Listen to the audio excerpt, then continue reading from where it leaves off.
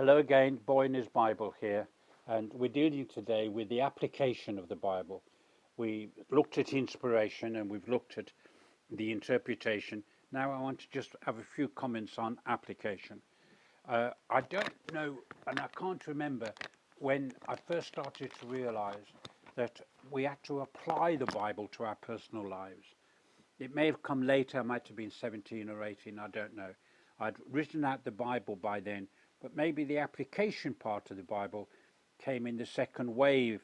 After I copied out the Bible, I found an appetite to reading large chunks of the Bible and to understand them. Well, first I was wanting to copy out the Bible. Secondly, I wanted to understand what it was. And I made a few notes, and I've got them here. And these notes may have been developed later on in life, but they do reflect feelings and emotions that I had when I first read it. The first thing that I realized, I found myself when I'm writing, talking to God. I found myself simply saying, when I was reading, help me to understand this. They were simple prayers. They were childlike prayers, but they're still important today. I don't think I've improved my vocabulary in praying very much since. They are still simple prayers. They're saying to God, please God, will you help me to understand? It's the praying the scriptures, praying that God would help me to open my mind, keep me awake, keep me alert. I found it very useful for me to have a notebook. I've always had paper and pen with me all my life, and so I would scribble things down, and some things I would keep, and some things I would just simply throw away as I wrote them down. My spelling wasn't very good. Indeed, my spelling today is still very bad. Being dyslexic, I suppose, doesn't help. But I did write a lot down, and today, every day, I am always writing. My wife tells me I spend nearly all my time writing. Most of the things I write, I throw away. I've done it just for memory's sake. But listening, reading, praying over the Bible becomes important. So the first thing I would say, drop down this one, is pray prayerfully over the Bible. The second thing was to listen personally. It's interesting that as I began to understand the Bible more, it was as if I was always talking through the Bible to other people, like I'm doing to you now. And that's as a child. I suppose that was developing a desire to communicate to other people. But it came to me one day that I've got to do it personally. In other words, I've got to be listening. I haven't got to be preparing a talk, talking to one or two full-time workers who do a lot of teaching. One of their problems is in their quiet time, they don't do it personally. They're doing it as if they're preparing their next talk or something like that. We in the application of the Bible, we pray and we listen and we have an impact of the Bible into our own lives. Then there's the looking. The looking comes over like this, that I've made a note here. Oh, that's interesting.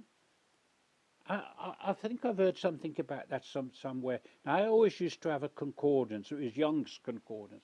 Still, for me, the best concordance. But also, my Bible had references. And I find I would be looking up the references. And I'd be anticipating and looking things up. And that would develop my thinking. In other words, I'd become, without realizing it, a student of the Bible.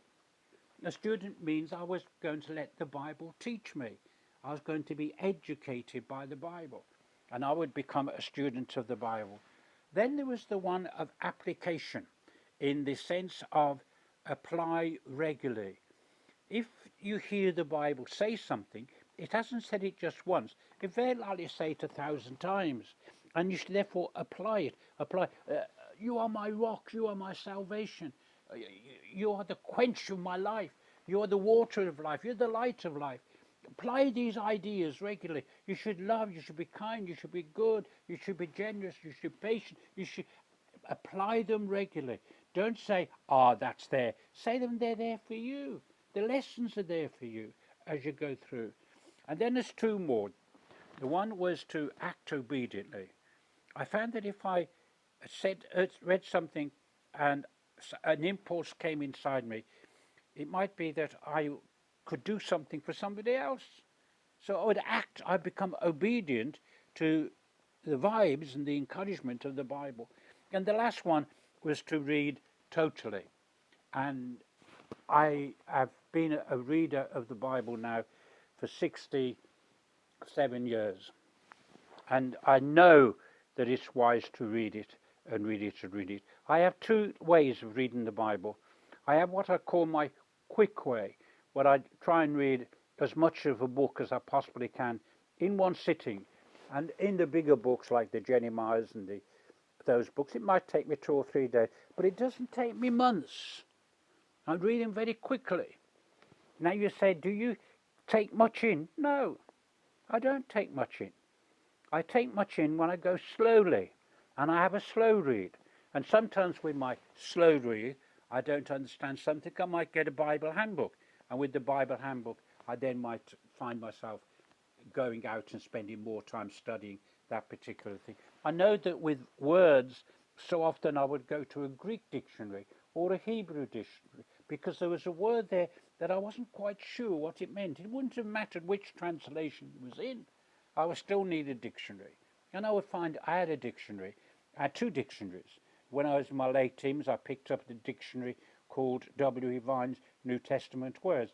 And I found that also did a lot of Old Testament words, which people don't realize. And also the Septuagint words, which was a Greek translation of the Old Testament, was thrown in for free. It was a scholarly word. Still today, if you haven't got one, get one. Vine's Dictionary of New Testament words. And with these books, I would be able to spend slower times, where there was a quick read and a fast read. The most regular thing to do, though, is to be regular. In other words, to keep reading. If you can find time over a cup of coffee and read so much each day, wise.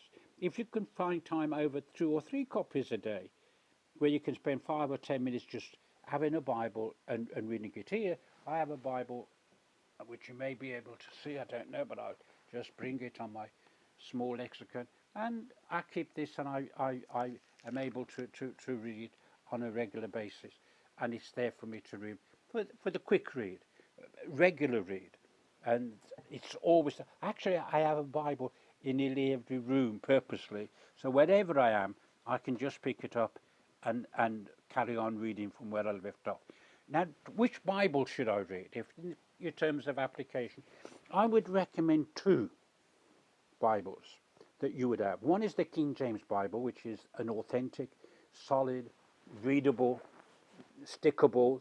It's got a kind of super glue stickability about it. And I would encourage you that for the English, for the flow, and for remembering. You'll soon get used to the these and thous. Then I would have a modern Bible of your choice. You don't need 4 or 5. If you've got an NIV or a Living Bible, which personally I think is a very good translation for a dynamic equivalent, blended with a traditional way of doing the Bible. But you've got the English Standard Version, and you've got the American Standard Version, and you've got the Good News Bible. Choose one of these. So you've got your AV, and you've got your modern. You've got the best of both the traditional and the modern. Well, that's application. Thank you. Boy in his Bible. See you again.